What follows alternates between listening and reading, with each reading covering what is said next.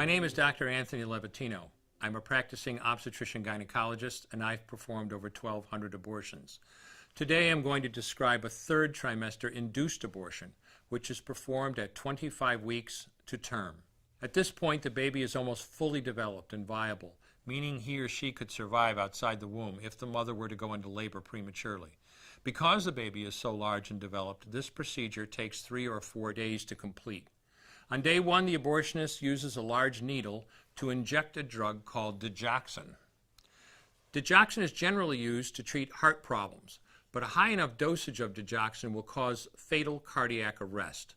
The abortionist inserts the needle with the digoxin through the woman's abdomen or through her vagina and into the baby, targeting either the head, torso, or heart. The baby will feel it.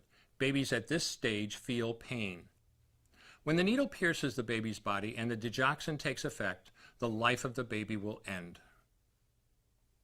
The abortionist then inserts multiple sticks of seaweed called laminaria into the woman's cervix. They will slowly open up the cervix for delivery of a stillborn baby. While the woman waits for the laminaria to dilate her cervix, she carries her dead baby inside of her for 2 to 3 days.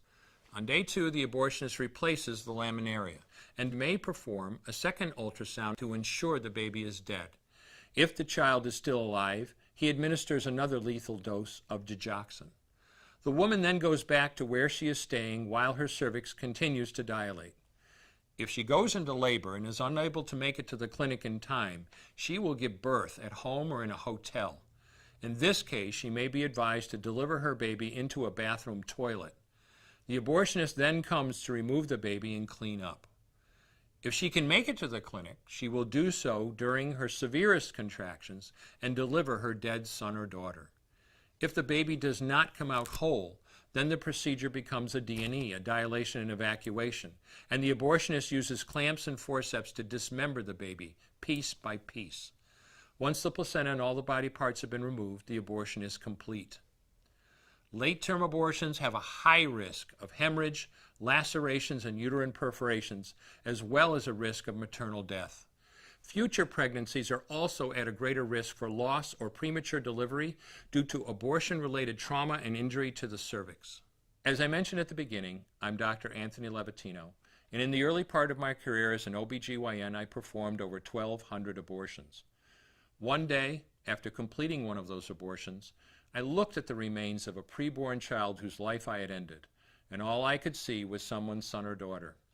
I came to realize that killing a baby at any stage of pregnancy for any reason is wrong. I want you to know today, no matter where you're at or what you've done, you can change. Make a decision today to protect the preborn. Thank you for your time. I will no longer do any more abortions. When you finally figure out that killing a baby that big for money is wrong, that it doesn't take you too long to figure out it doesn't matter if the baby is this big or this big or this big or maybe even this big, it's all the same. And I haven't done any since then, and I never will.